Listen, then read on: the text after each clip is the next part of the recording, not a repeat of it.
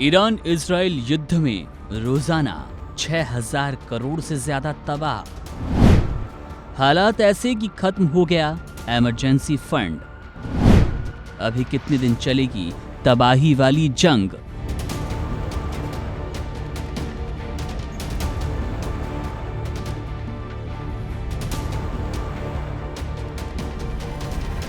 Iran और Israel के बीच जारी युद्ध इजराइल की अर्थव्यवस्था पर गहरा असर डाल रहा है। युद्ध में इजराइल बेतहाशा धन खर्च कर रहा है, जिससे देश के वित्तीय संतुलन पर दबाव बढ़ रहा है।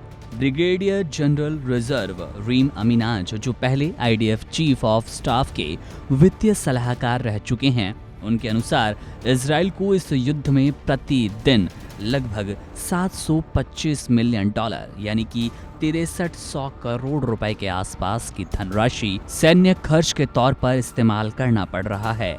ये खर्च सीधा है, जिसमें बमबारी, रक्षा प्रणाली और सैनिकों की तैनाती शामिल है। इसके अतिरिक्त अप्रत्यक्ष लागत जैसे आर्थिक गतिविधियों में गिरावट, नागरिक संपत्ति का नुकसान और लंबे समय की वित्तीय क्षति अभी आंकी नहीं गई। मीडिया रिपोर्ट्स के अनुसार युद्ध के शुरुआती 2 दिनों में इजराइल ने लगभग 1.45 अरब डॉलर यानी कि 12,000 करोड़ रुपए से अधिक खर्च कर दिए। इस राशि का बड़ा हिस्सा हमले और बचाव दोनों कार्यों में किया गया। लगभग 500 मिलियन डॉलर केवल जेट ईंधन और बमबारी जैसी आक्रामक कार्रवाइयों में खर्च हुए, जबकि बाकी पैसा मिसाइल इंटरसेप्शन और रिजर्व सैनिकों की तैनाती जैसे रक्षात्मक उपायों में गए। ईरान पर इजराइल के पहले हमले की लागत लगभग 593 मिलियन डॉलर तक रही, जिसमें विमानों की उड़ान और हथियारों का उपयोग किया गया। इस युद्ध के चलते इजराइल की आर्थिक विकास की उम्मीदों को झटका लगा। पहले वित्त मंत्रालय ने 2025 के लिए विकास दर 4.3% रखी, लेकिन अब इसे घटाकर 3.6% कर दिया गया। इसके साथ ही देश के बजट घाटे का अनुमान पहले ही जीडीपी का 4.9% यानी कि करीब 27.6 अरब डॉलर लगाया गया। गाजा युद्ध में इमरजेंसी बजट पहले ही काफी हद तक खर्च हो चुका है और ईरान के साथ चल रहे युद्ध के लिए अलग से कोई ठोस वित्तीय व्यवस्था फिलहाल मौजूद नहीं।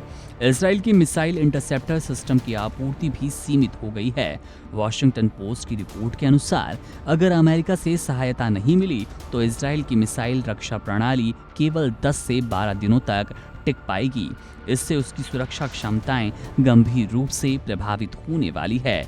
इस युद्ध का वैश्विक प्रभाव भी दिख रहा है। कच्चे तेल की कीमतों में तेजी आई। 13 जून के बाद कीमतें 64 से 65 डॉलर प्रति बैरल से बढ़कर 74 से 75 डॉलर प्रति बैरल तक पहुंच गई। भारत जैसे देशों के लिए जो बड़ी मात्रा में तेल और गैस आयात करते हैं, ये स्थिति चिंता का विषय बन गई।